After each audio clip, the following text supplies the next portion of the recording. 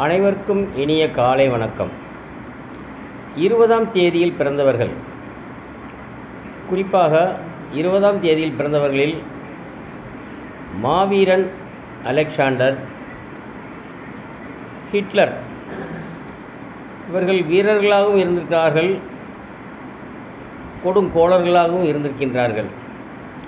20ஆம் தேதியில் பிறந்தவர்கள் நல்ல குணாதிசயங்களுடன், நல்ல திறமை,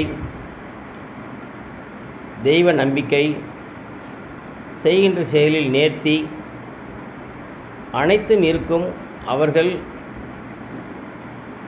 கத்தி மேல் நடப்பது போல் நடந்தால் மகானாகவே போற்றப்படுவார்கள். சிறிது